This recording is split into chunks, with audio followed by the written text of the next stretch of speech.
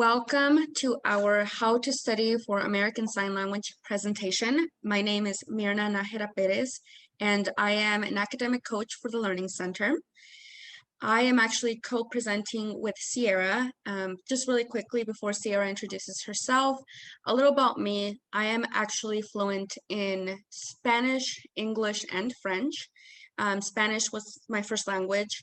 I moved to the United States when I was about 6 years old, and then I picked up English as a second language. I've been studying French for about 10 years now. I do not know American Sign Language. Sierra, however, is our American Sign Language tutor. Sierra? My name is Sierra Robinson. I'm the tutor here. I've been tutoring for the last 2 years, going on my third. I'm an applied linguistics major and ASL minor. I started learning sign language about 5 years ago in community college, and I was really drawn to it, and it made me realize I had this big love for language as a whole, and it brought me here to study linguistics and continue with American Sign Language. Alrighty, so just a little bit about the Learning Center before we get started. The Learning Center is a free service for all PSU students. We did offer on-campus tutoring. Of course, with COVID and everything, for the winter term, coaching and tutoring will be solely available online, but we also do offer Roads to Success presentations. We offer a college success course, and like I mentioned, academic coaching. That is where I come in. I meet with students and help them be academically successful. Objectives.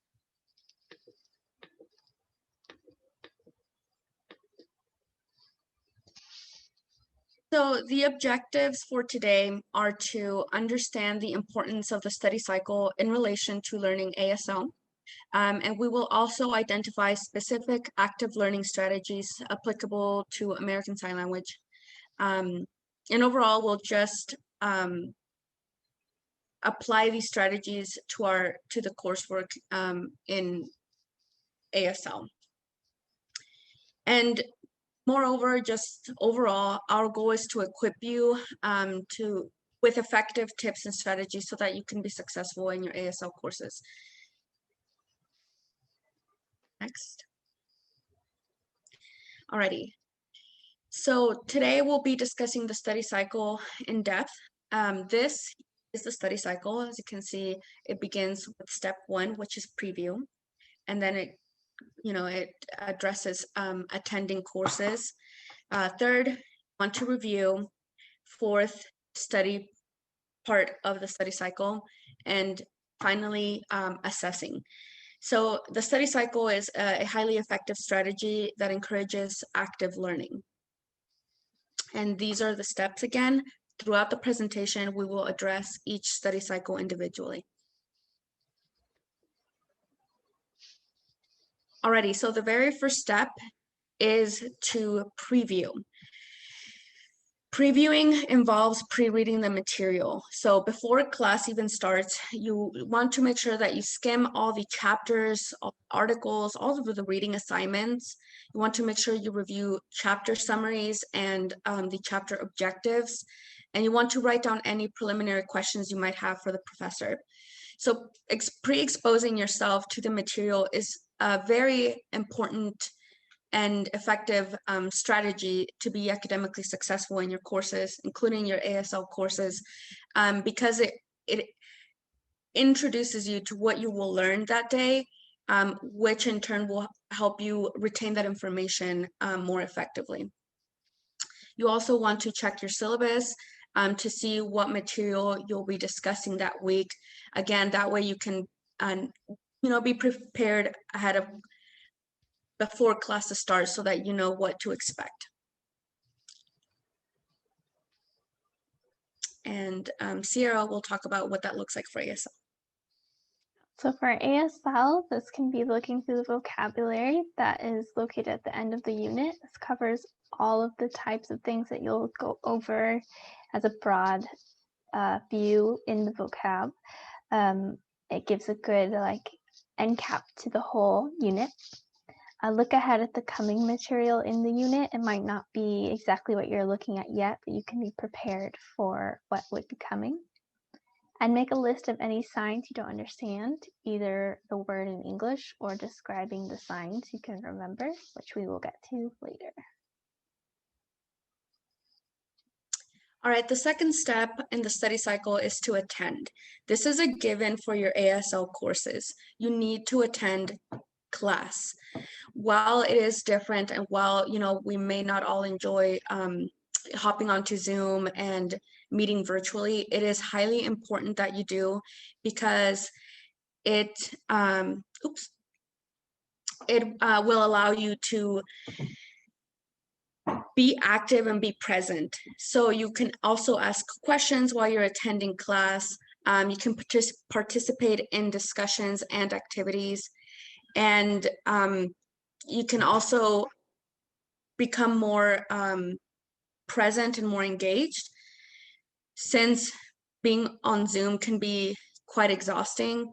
It's a great way it's a great tip for you to keep your cameras on. In fact, it's you should for your ASL courses. And what you could do is you can have it set up for the gallery view so that you can see what your other classmates are doing. You can also use the chat or raise your hand function for any questions that you might have.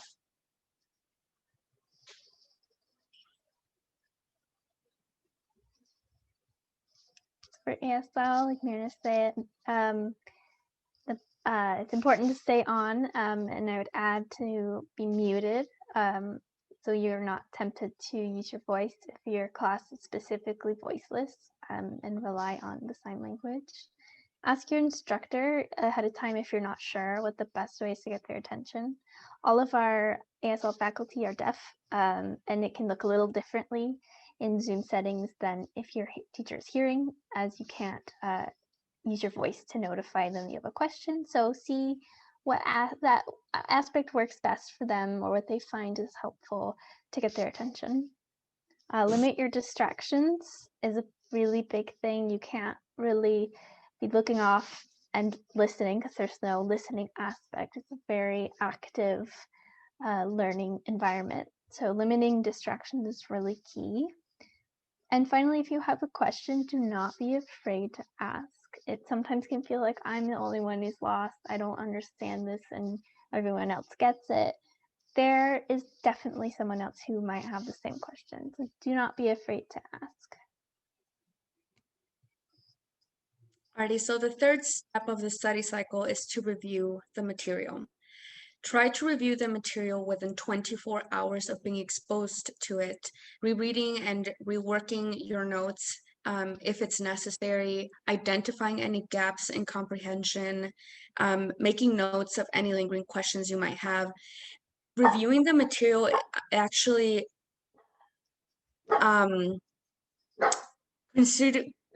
considerably increases your retention and understanding. It allows you to be cognizant of the material and think critically of what you've learned, and really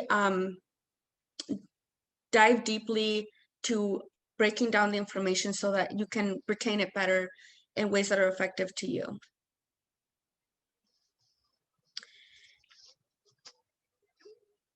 So for ASL, this can look like downloading lecture slides and annotating those lecture slides so you have a mark of where something was confusing. You can be prepared for the next class. Review the recordings. That's one of the really nice aspects of Zoom, is that we do have a recorded version of our class, so we can go back and catch exactly what your professor was saying or something you might have missed. And revisit previous units and review past concepts and vocabulary. This would be really important, because sometimes it can feel like that unit's done, we move on, but these are still foundational and important as you go on. And to continue on the conversation about why reviewing is important, take a look at this graph here. This is the typical forgetting curve for newly learned information. So as we can see, the reason why we want to review is because this graph shows just how rapidly we forget newly learned information. Within the first day, we actually lose 20% of newly learned information. However, as you can see, the more you review, the longer you retain information, and the more of that information you retain as well.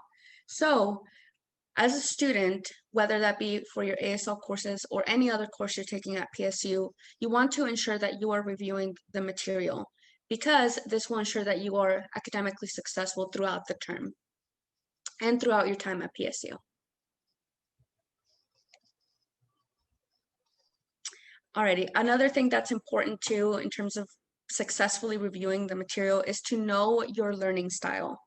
In order to successfully learn, you need to successfully understand yourself and how you learn best. So are you a visual learner? Do you remember information best if you recite it out loud? Do you prefer to be to physically explore what you are learning?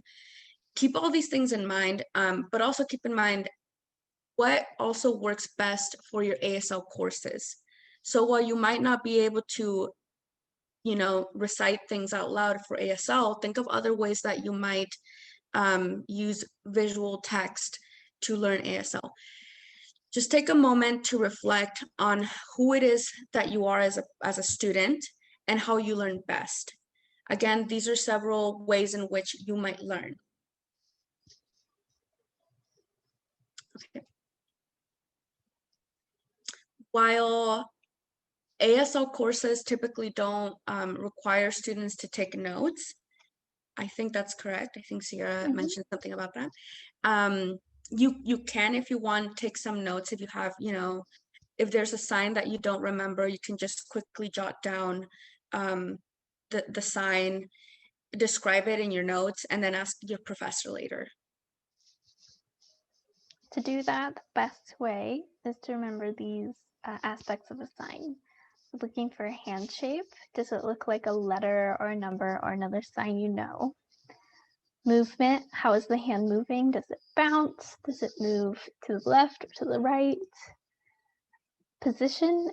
Where is it close to on your body? Is it near your head or your torso or out in space in front of you? And palm orientation. Is it facing you or facing out? And along with these, you can try to draw it.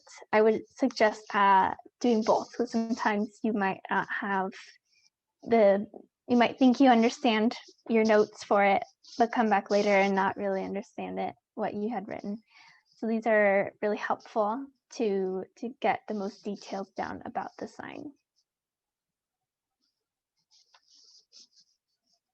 Alrighty. So the other step to the study cycle is to study. Try to make passive study strategies into active ones. You're going to be far more successful if you are an active learning rather than a passive learner.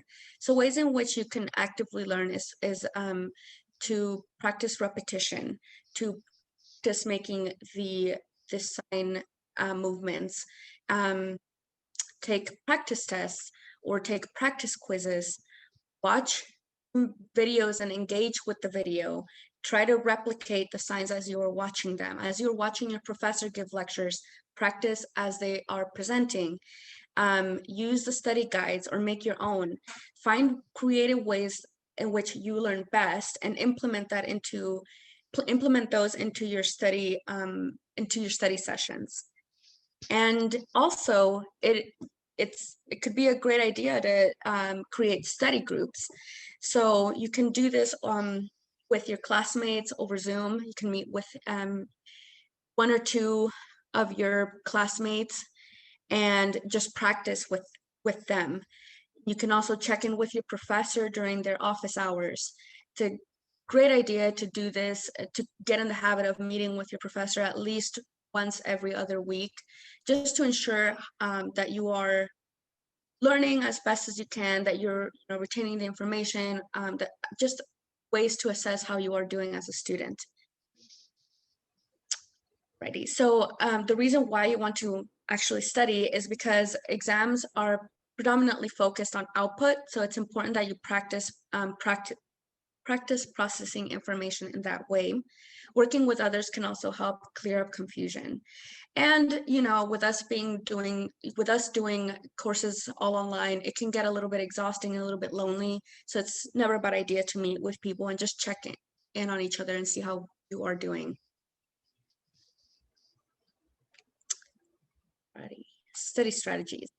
Now, there are two types of study methods. Again, I already talked a little bit about active study strategies and the reason why they're successful. Passive study strategies work as well, and feel free to implement those in your study sessions. That includes reading, listening to a lecture, watching a video. You should practice these passive strategies as well. But again, try your best to be as active with the material as possible. Being an active learning will prepare you in a far more effective manner because it encourages you to think critically of the information you are learning. So by doing this, you can take a practice test, you can create note cards and sort of quiz yourself with those little note cards that you've created, or you could study with a friend or a tutor, Sierra, for example. Yeah, so specifically, again, finding people to study with. Language doesn't happen alone. So it's important to get that community and that back and forth.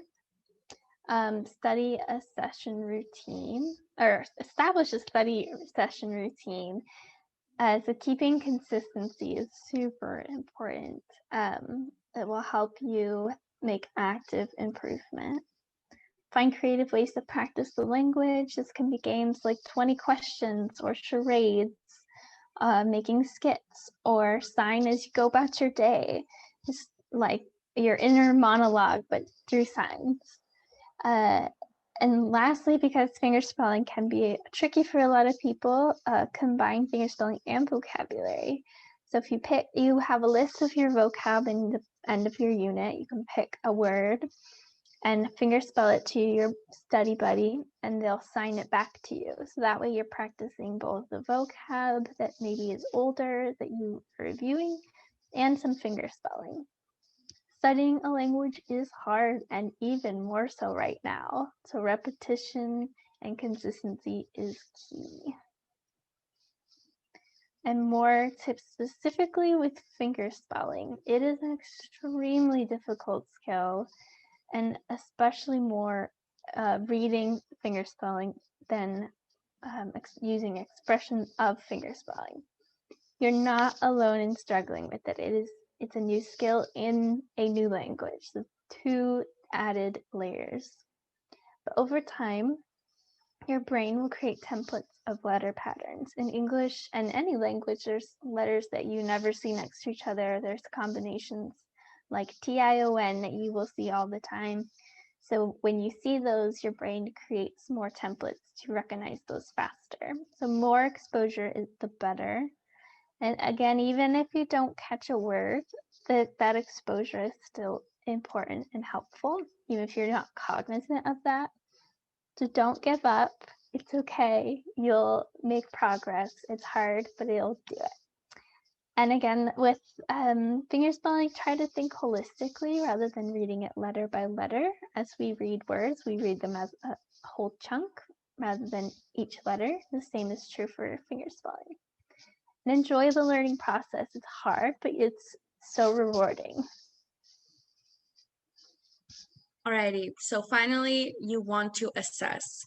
You want to periodically check in with yourself. What's working? What could you change? What could you improve? What could you implement? What could you do without? Think honestly and critically about how you are doing as a student and how you are doing during your study sessions.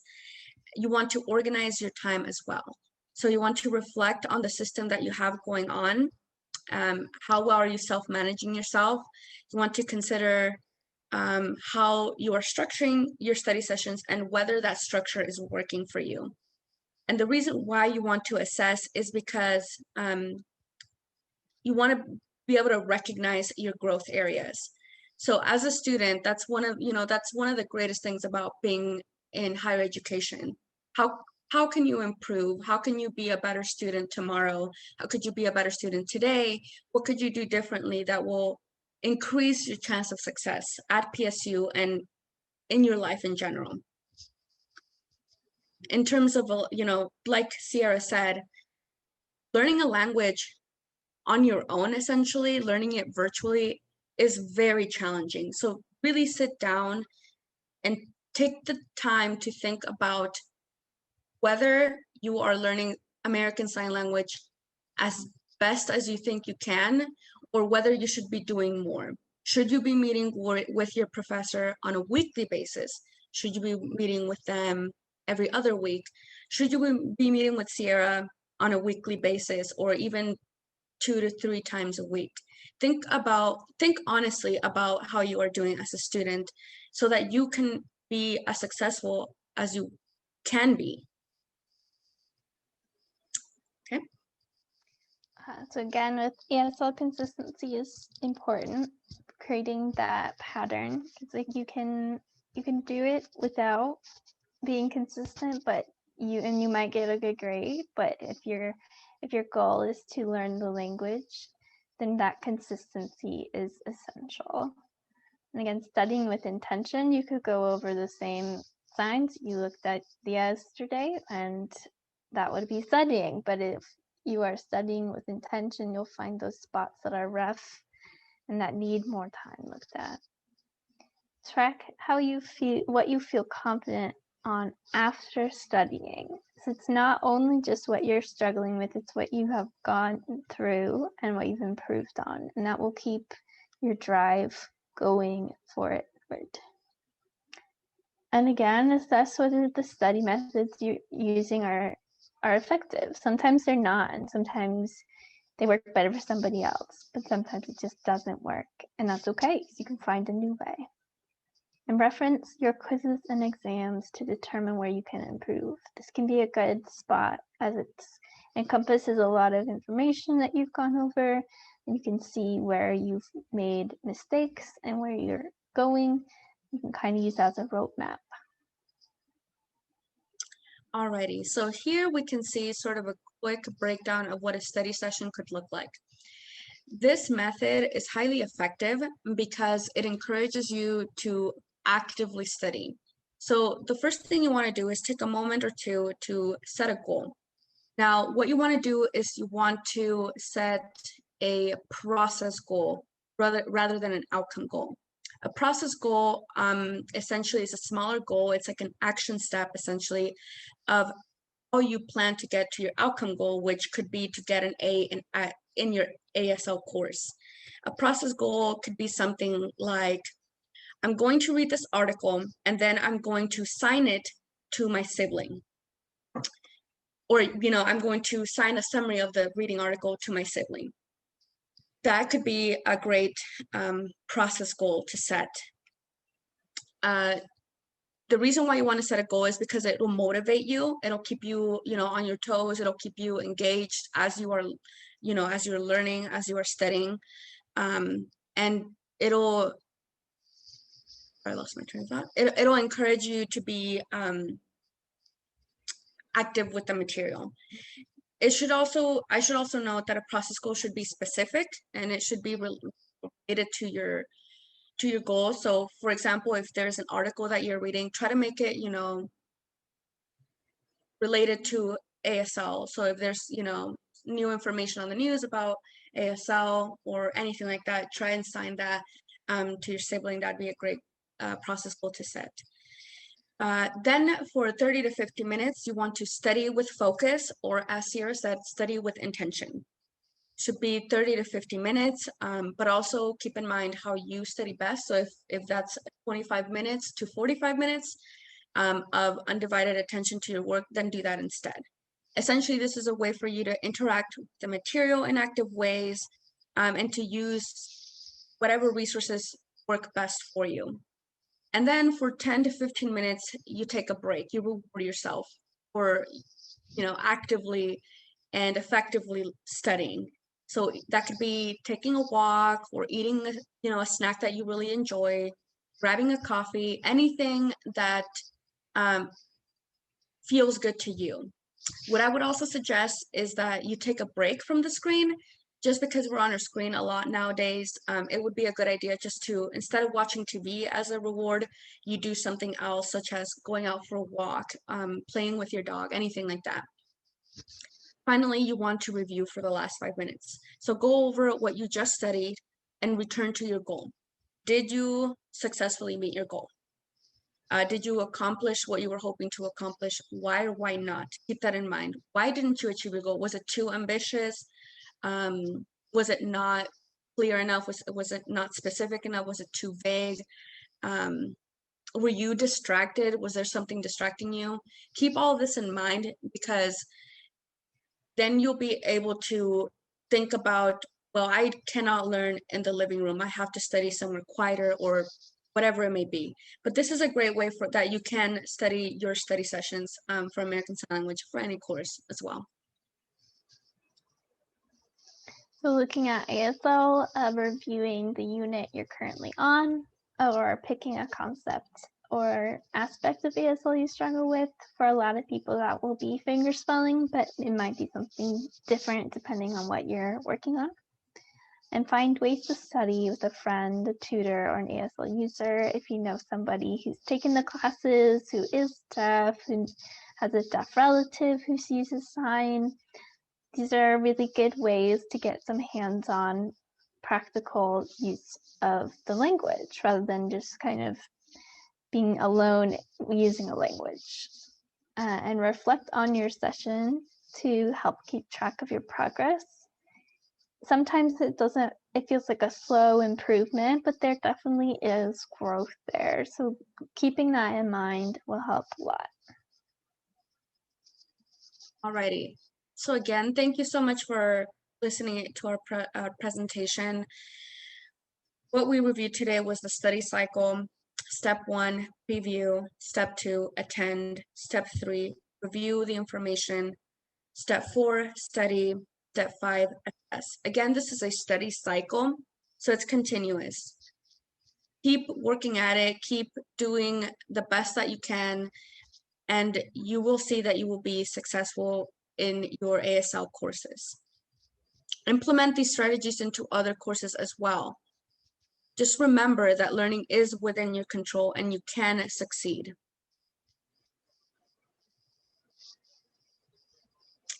And if you have any more questions or if you want any more support, feel free to meet with me.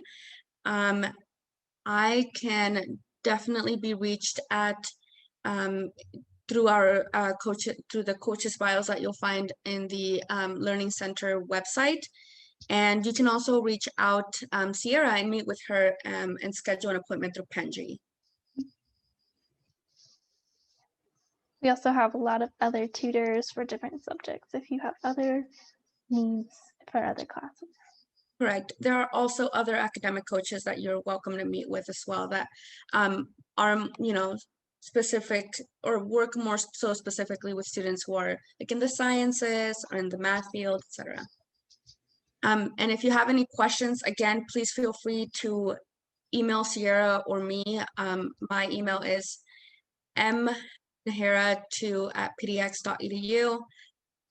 It's mnajera2@pdx.edu. And mine is srobi2@pdx.edu.